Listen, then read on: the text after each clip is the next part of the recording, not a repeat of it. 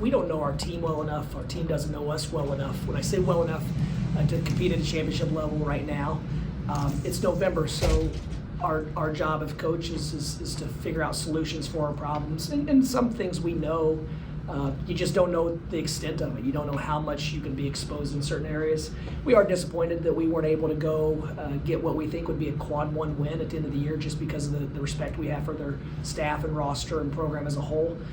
They've been teetering on that tournament in IT for the last couple of years, and they should be in position to break through. So that's the reason we played the game. It's good for the brand. It's good for us to be exposed in some areas as long as we respond the right way, and it doesn't hurt our confidence. But I think we have a group that's confident by nature. So as long as we take the lessons the right way and we're not worried about protecting ego, then we'll be fine. Charles? Yeah, it seems like the offense has high potential, but 16 turnovers each of the first 2 games. How can you clean that up? There's a few layers to that. First and foremost, we've got to get back to our identity, which is trying to create offense for each other. It's to do it as a group, as a unit, and trust that if it doesn't happen for me right now because of our unselfishness, because of our ability and skill level, then it'll happen for me. But right now, we tried to do it, last night I should say, we probably tried to do it a little bit too much individually. The most disappointing part was just the play after the play. We spent so much time on our concepts, and it seemed like under those adverse conditions, we didn't do the things that we've practiced a lot, and that's on us as coaches, that it wasn't hammered home to an extent where we could do it in the most stressful situations. Tony? You alluded to some of the things that you were trying to learn. I wonder, was one of them maybe sort of the balance of defensive rebounding and still getting into that push offense that you like? I mean, you felt like I think they had 11 offensive rebounds. Well, those are two different. We would sacrifice transition offense every day, twice on Sunday, to defensive rebound. That's been something that, with our size, we didn't think that this would be an issue. We didn't think we'd be a dominant defensive rebounding team for a number of reasons early in the year. But we didn't think that we would be giving up the amount of second shots that we have, especially on the possessions where our defense wasn't really broken down. When you're broken down and guards are in the paint, it usually puts a big against a guard and a rotational block out. You can expect to give up some of those. But the others where we're on balance, we're in position, and we just don't come up with them. Those are the ones we have to get. Especially the variance. These are one possession games, and they're going to be one possession games a lot this year. So you can't give them 3 or 4 opportunities in the last 2 minutes of a game. So I guess, is this now like a slight concern that's cropped up, or you think that this is something that can be addressed? Everything's a slight concern, at least. So yes, I mean, we've got to fix it, but once again, we're fortunate that we're being exposed in these areas now, because we have an opportunity to fix it. Obviously this is in basketball, we play so many games. In football now, it's not catastrophic to lose a game, but if we choose to respond the right way, then it'll be worth it. If we continue down the same path, then we'll learn the hard way. We have a guy like Vlad who has a size advantage on many occasions. To get him going, how much is it him pre-ball positioning, and how much of it is getting the table center for him to get the ball in? It's a combination of us being more intentional, the staff being more intentional to get him some touches, keep him in the flow, our players looking more for him when he's done the work. Some of it's been schemes. We tried to attack in different ways, and once we've lost our flow, then that hurts him the most because they're not broken down. And then the other thing is when he is positioned, he's got to demand the basketball. So it's a combination. I'd put it at 33% on all 3 of us, and we all have to do a better job. Our perimeter guys have to be more aware when he has a matchup and look for him. And then even if you can't get it to him, it's usually because the defense had to overhelp or overcompensate, so then you play to the next thing. So he's an unselfish guy, but yes, all of us together have to do a better job of getting him some touches. James? Dusty, going back to the turnover, I guess, how much do you contribute that to the new guys learning to play with each other compared to unforced errors or guys just trying to do too much? Our first couple of years in Boca, we struggled turning the ball over, and so we kind of broke down turnovers. And is the system not right for our guys? Is it poor decision making, or is it poor skill?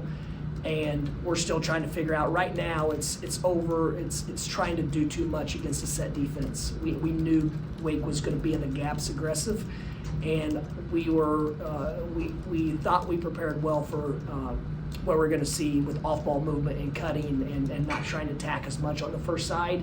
But sometimes whenever the defense gets underneath you and speeds you up and you're not used to that type of intensity, sometimes you make poor decisions and give Wake credit. They were aggressive. But once again, that's a different type of defense than we see in practice. You can talk about it. You can try to simulate it. But if you don't do it, it's something new. And I think those are more good learning lessons from this game. Andrew? Dusty, I feel like before the season you said there's going to be those tight games against good teams. It's kind of 50-50 where they're going to go. So you'd rather, build the lead early in the game. You had that 13-20. Do you feel like this was a game that could have been not as close as it was at the end, or was it inevitable?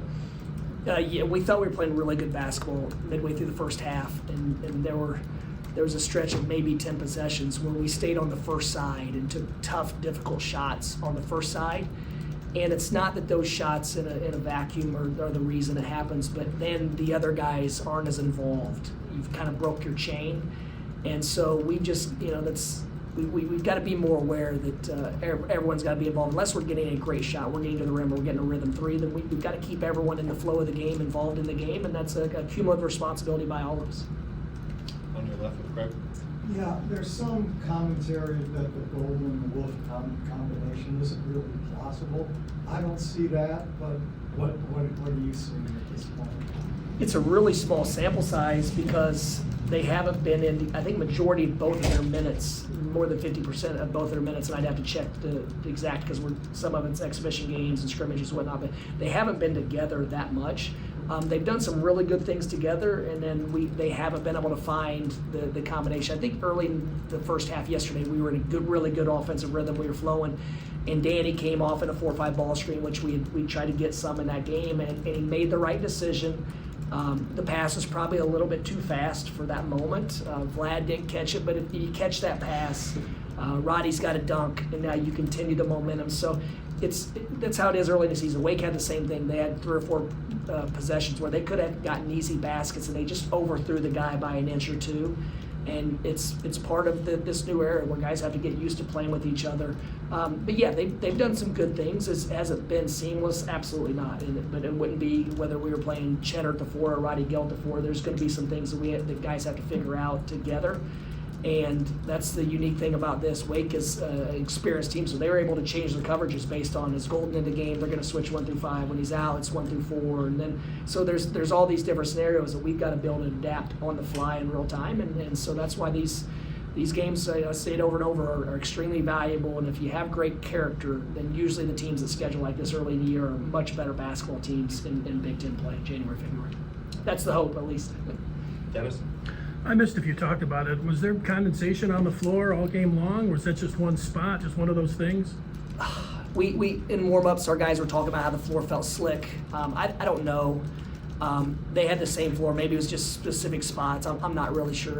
It's definitely unfortunate because I thought both of those possessions we had advantages to get in the paint and make good decisions in the flow of the game. So that just chalk it up to bad fortune. I'm not sure. Before those last couple sequences, you went to Golden, the back-to-back plays. Before that, the shots kind of dried up. You said the tough one-sided shots. Were you referring to the first half? Because you looked like you had a lot of good looks. They just weren't going down. What was you say about the quality of the shots there in the second half? I thought we had, it's strange because I thought Sam Walters banged in a couple of really tough ones, and then I thought he was surprised he was open on 1 or 2 and didn't knock them down. I do think there were opportunities when we had those separating plays, those run plays where we probably had better looks than the shots we had that got us to that point. But that's once again, that's basketball. Like sometimes you're so open, you're surprised you're open. Sometimes you miss it by a centimeter. I mean, we got to do a better job on the glass. We got to do a better job of limiting possessions because we can't hang our hat on whether those shots are going to go in. But we weren't disappointed in the quality of our shots. We were disappointed in the rhythm of the game. Tony? I wonder if you could talk about working Will into that rotation as you're trying to work for 4 and 5 together. It seemed like he didn't play as much. I saw a comment that I won't share what the comment was because it wasn't about you. No, please, you can share the comment. Well, it was that he got Juwan because the previous staff he would be playing well and then didn't and then for some reason didn't play in the second half, I guess. So you're implying he got dusty? Maybe that's what they said. I guess. What No, was he the played thought? well. The ball moved. Once again, when you have, I think we have 9 starters in my mind. I thought Ruben foul trouble. I thought he played well. Probably deserved more minutes. So he probably got dustied as well. I think Will deserved. Yes, to answer your question, Will deserved more minutes than he played last night. Clayton? There was a video in the locker room from last week that April Habits is on the wall. I guess I can imagine what that is, but is that something you guys talk about, and what exactly is that for you guys? It just means in October, September, November, whatever the case, you're practicing and are you doing it with intention that these habits are going to be carried at a championship level until the last weekend of basketball.